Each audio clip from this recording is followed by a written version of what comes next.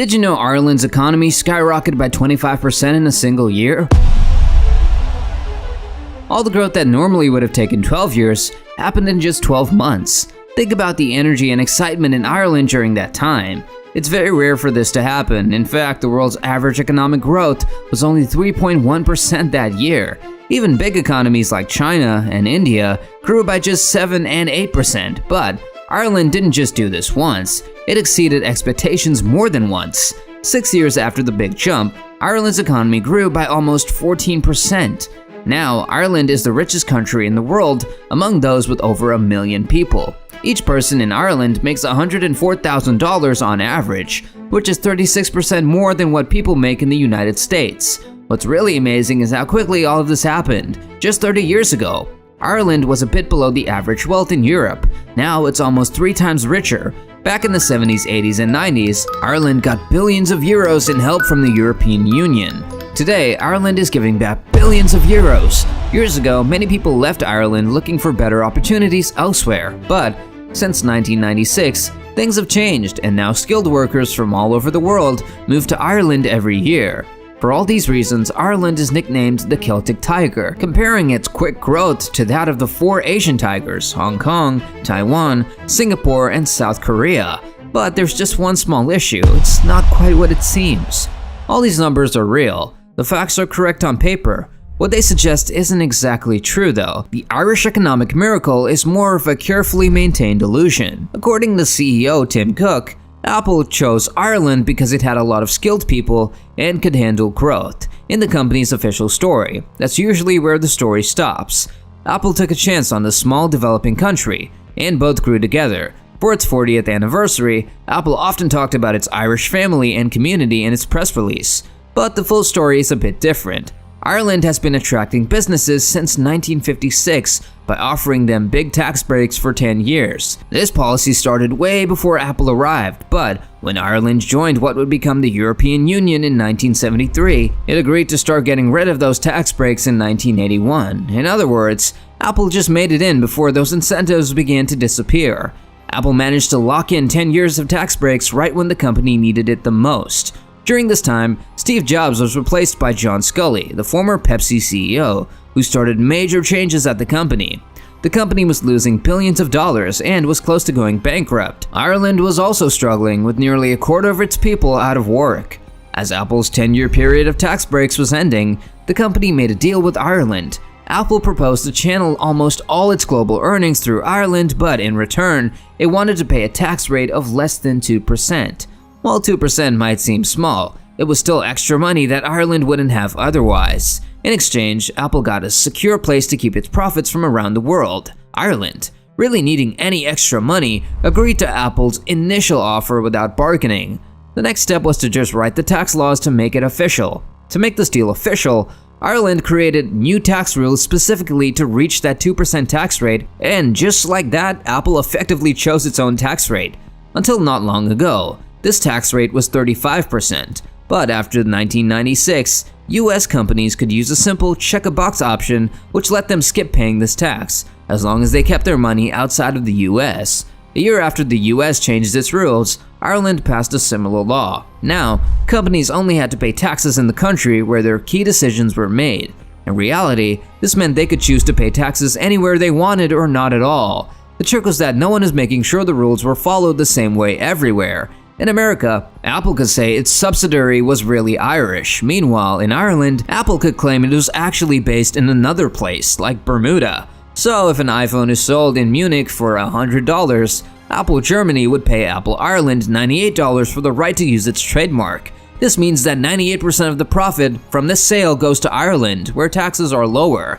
But there's a catch. Normally, Ireland's corporate tax rate is 12.5%. To lower this to less than 2%, Apple said its Irish subsidiary was actually based in a place like Bermuda, where taxes are even lower.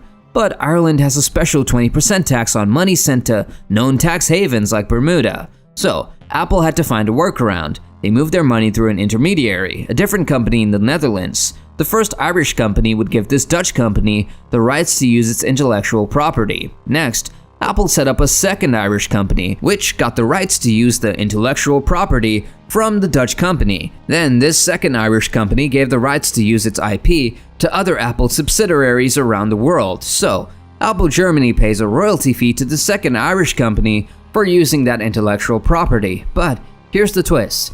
The second Irish company doesn't really own anything either. It also pays a fee to the Dutch company. The Dutch company does something similar. It sends most of the money it just got to the first Irish company. Finally, the first Irish company says that its main decisions are made in a small Caribbean country. The first Irish company claims it's based in a Caribbean country where the corporate tax rate is almost 0%. And there you have it. Apple was one of the first to use this method, known as the double Irish with a Dutch sandwich. But it wasn't the only company to do so. Google, Microsoft, and Facebook also used this strategy. In the 90s and early 2000s, US multinational companies started making more and more of their profits outside the US billions of dollars. As the world started watching Ireland, the company acted as if it was unaware of what was happening. They said Apple just used a loophole, but in reality, Ireland had specifically designed its tax laws to allow this kind of situation. For Apple, the new choice was Jersey, a small British Crown dependency with just over 100,000 people. Problem solved. By now, it's pretty obvious that Ireland is actually a tax haven. So, is Ireland's economic success genuine? Remember, Ireland is one of the richest countries in the world, with a per-person income of over 100 grand, and its economy grew by 25% in just 2015. Irish workers didn't suddenly become 25% more productive, and Irish companies didn't just export 25% more goods. What actually happened is that when Ireland closed the double Irish loophole, they just opened a new one.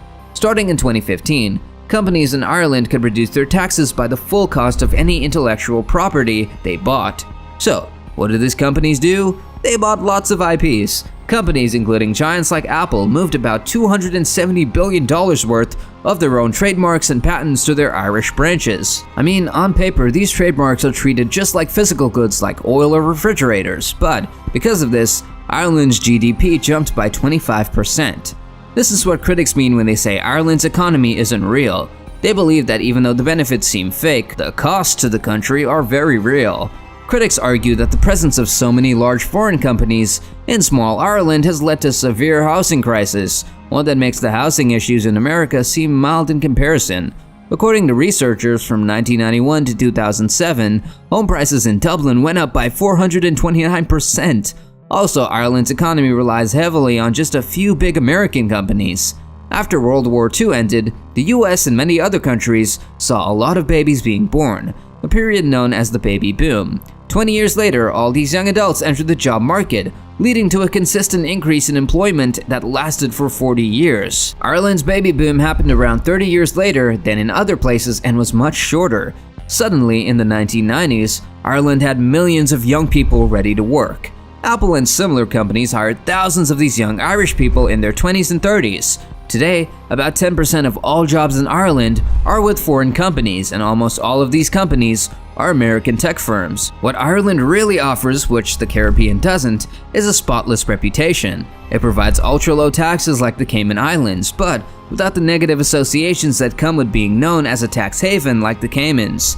In simple terms, without the fake, there wouldn't be anything real, and without the real, there wouldn't be anything fake. In a 2013 Senate hearing, Tim Cook confidently stated that Apple does not keep money in the Caribbean, nor does it have a bank account in the Cayman Islands. So, share your thoughts in the comments below. Also, don't forget to hit the like and subscribe button. Until next time, see you all!